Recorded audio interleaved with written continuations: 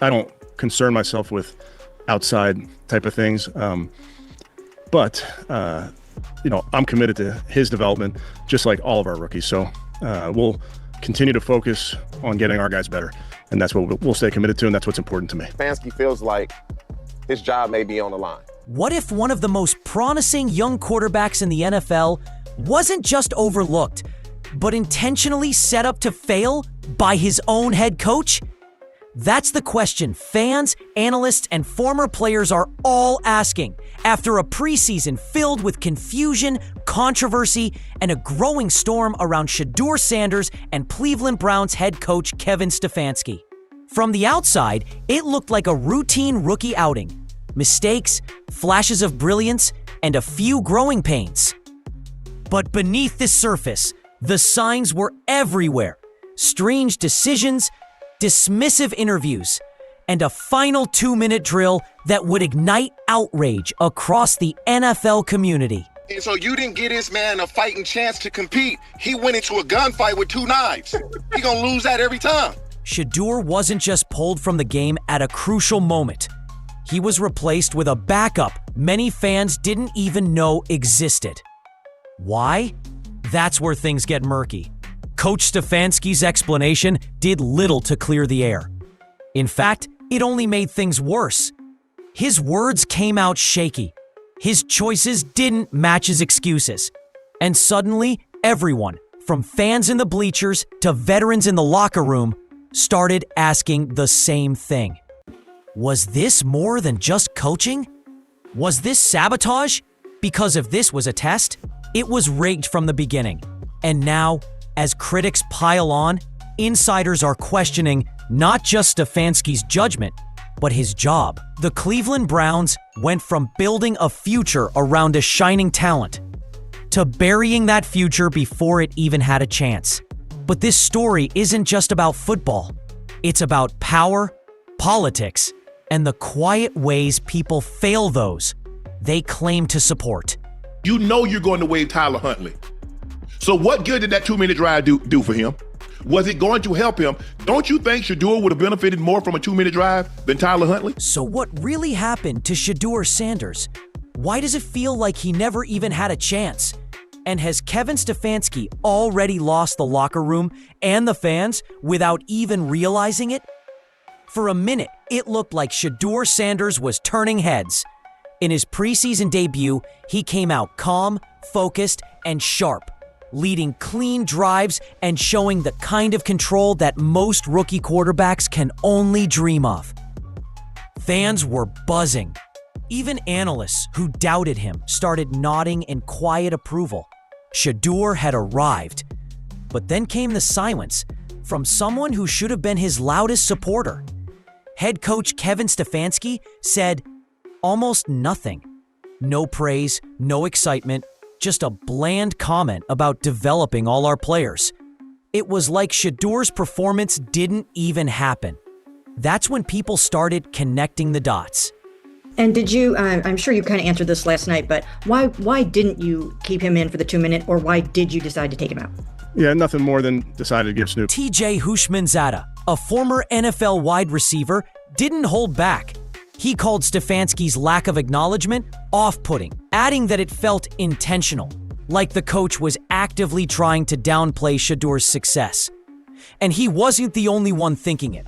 Reports from practice sessions revealed that Shedeur was showing up early, staying late, and going above and beyond to earn his spot. But none of that effort seemed to matter. There was no recognition, no guidance. No sign that the coaching staff was investing in his development. Instead, what fans saw was indifference. What former players saw was something worse, a setup. It was becoming clear. Shedeur wasn't just being overlooked. He was being ignored. And when your coach avoids even the smallest compliment after a strong performance, it says more than any press conference soundbite ever could. But that eerie silence, that was just the beginning. What came next would turn quiet concern into full-blown outrage. Fans gonna be saying, Shedeur our quarterback. Shedeur should be our starter. Shedeur should be the guy that starts game 1, week 1. Look what he did. They didn't want that to happen. And I don't know what's going on with Kevin Stefanski. It's almost as if, and I don't even want to say this, but I'm going to say it anyway. Everything changed with one decision. Late in the game, with the Browns needing a 2-minute drive, the perfect scenario to test a young quarterback's poise, everyone expected to see Shedeur Sanders on the field. Instead, fans watched in disbelief as he was pulled for Snoop Huntley, a last-minute emergency signing. A quarterback not expected to make the roster, and yet he was given the most critical moment of the game, while Shedeur stood on the sideline, helmet still on, waiting for a chance that never came. Coach Kevin Stefanski's explanation? We wanted to get Snoop some reps. That's it. No deeper reason. No confidence-building vote for Shedeur. Just a vague excuse that raised far more questions than it answered. Former players were furious. TJ Houshmandzadeh called it a total disrespect move, saying it felt like Stefanski didn't want Shedeur to get that moment. Others echoed the same concern. It didn't feel like coaching. It felt like a controlled collapse. Hell, like when he played well the first game, he was so off-putting, like, oh yeah, well, we'll see what happens next. Like, he played great, man. He exceeded our expectations. People questioned the narrative. Why risk the game's closing scenario on someone clearly not in the team's long-term plans? Why rob a young, promising QB of the reps he actually needed to develop? The truth felt glaring. Stefanski didn't want Shedeur to shine, because if he did, that wouldn't fit the story he was trying to tell. When a coach removes a player not for strategy, but for control, that's not development. That's damage control. And Shedeur wasn't just benched. He was silenced before he had the chance to speak for himself with his play. But pulling him from that moment, that wasn't the final straw. It was the spark to something bigger.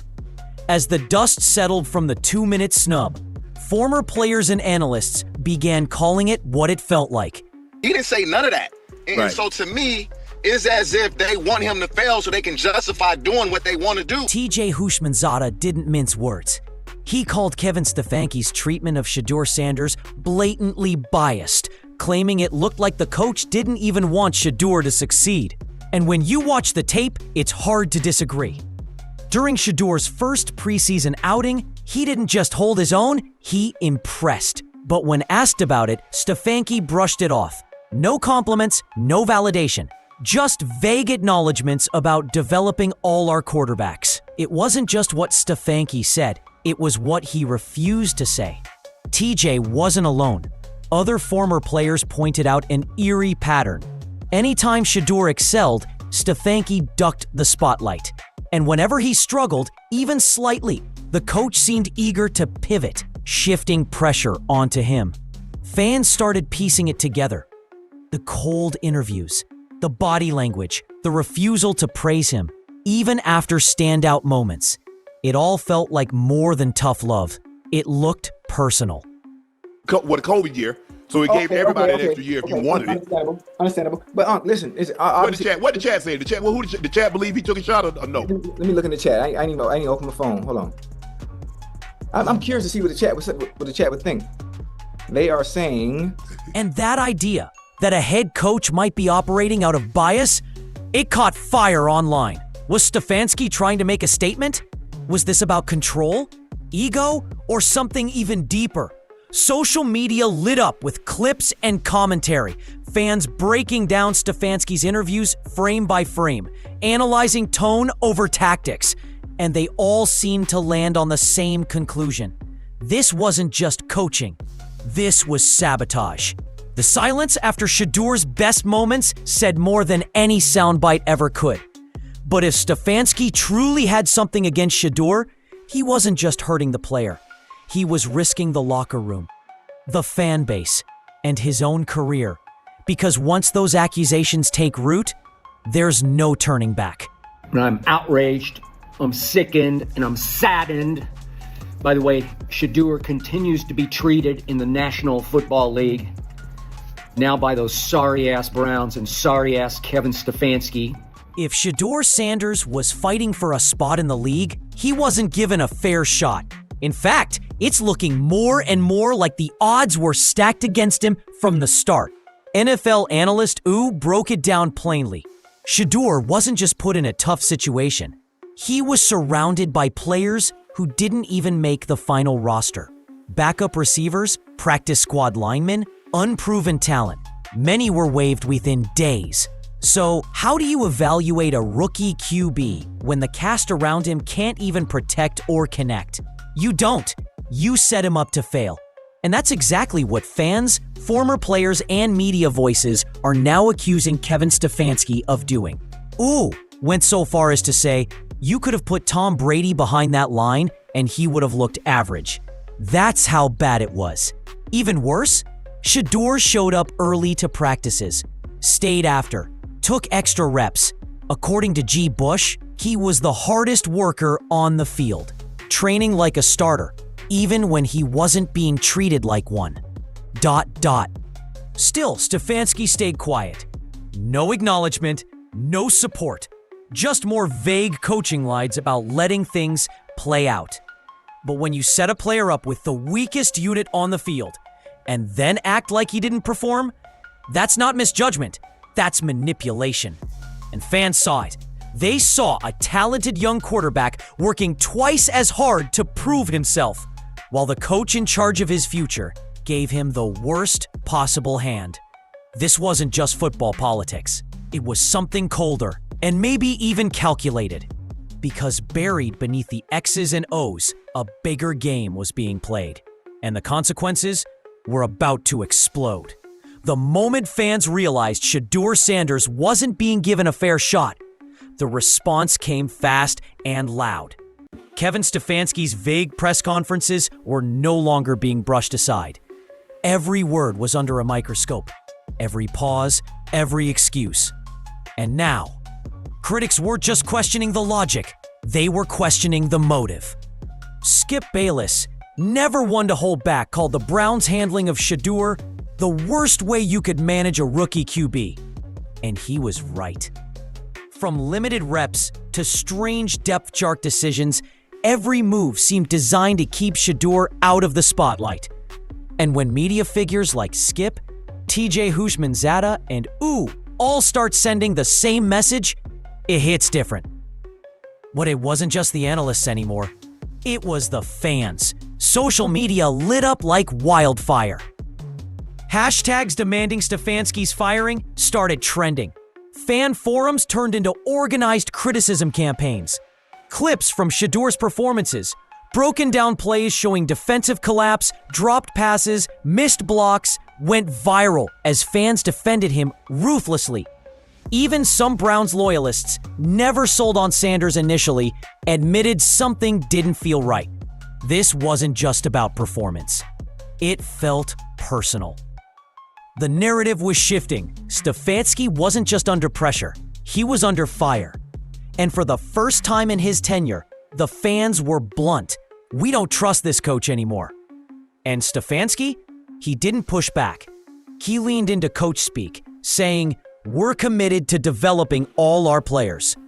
But after everything fans had seen, those words felt empty. Because development requires fairness, not sabotage disguised as strategy. The tension wasn't just building, it was boiling over. And the Browns didn't just have a quarterback controversy, they had a full-blown crisis. At this point, it wasn't just about Shedeur Sanders. It was about the culture inside the Cleveland Browns, and fans were demanding answers. With every press conference, Stefanski dug the hole deeper. Instead of owning the controversy, he doubled down on generic lines. "We're working with all the quarterbacks," or "Our decisions are based on what helps the team win." But fans weren't buying that anymore. They saw the inconsistency. They saw the favoritism. And most of all, they saw the pattern. Meanwhile, the front office stayed dead silent. No statements, no public reassurance, just nothing. The silence from ownership only fueled speculation that this wasn't just Stefanski going rogue. It might have been part of a bigger organizational issue. That's when things got messy. Internal leaks suggested some players weren't happy with how Shedeur was being treated. A few insiders claimed the locker room had started to divide, some siding with Stefanski, but many questioning whether the coaching staff had already made up their minds about Sanders before he ever touched the field. And for fans, that was the last straw. This wasn't just a coach chasing wins. It was a team willing to bury a promising rookie for politics, pride, or worse, bias. Season ticket holders started demanding change. Sports radio hosts rallied listeners to hold the team accountable. Petitions started flying. The message was clear. We're done watching this team handpick favorites and sabotage potential. And as those voices got louder, Stefanski's position went from shaky to unsustainable. Because in the NFL, when you lose the fan base, it's only a matter of time before you lose the locker room and your job. And with each game, each awkward interview, each missed opportunity for Shedeur, that clock kept ticking. So now we're left with the question no one in Cleveland wants to answer. Was Shedeur Sanders ever given a real chance, or was this all a setup from day one? When you look back, the signs were there. A standout rookie performance that was glossed over. A crucial moment snatched away without warning. A locker room filled with whispers. And a coach who, no matter how many times he was pressed, refused to give real answers. And the most painful part? Shedeur did everything right. He went the extra mile in practice. He showed resilience in games. He took responsibility under pressure, stayed quiet amidst the noise, and waited for his moment. But what do you do when that moment never comes? Not because you didn't earn it, but because someone decided you didn't deserve it. That's not bad luck. That's sabotage. Kevin Stefanski now finds himself on a tightrope with no safety net. The fans are turning. The media wants accountability. And inside his own building, trust may already be slipping. Meanwhile, Shedeur's story is still being written. Because this isn't just about one player. It's about the system. About how quickly a young talent can be buried when the people in power decide he doesn't fit the blueprint. The question now is simple. Will the Browns right this wrong, or will Shedeur become another name added to the long list of careers crushed before they could even begin? And as the heat rises in Cleveland, one thing is certain. The fans haven't forgotten, and they're not staying quiet. What do you think? Was Shedeur Sanders set up to fail, or were Stefanski's decisions justified? Is this just bad coaching, or is there something deeper at play? Should change start at the top? Or is there still time to fix this? Let us know in the comments.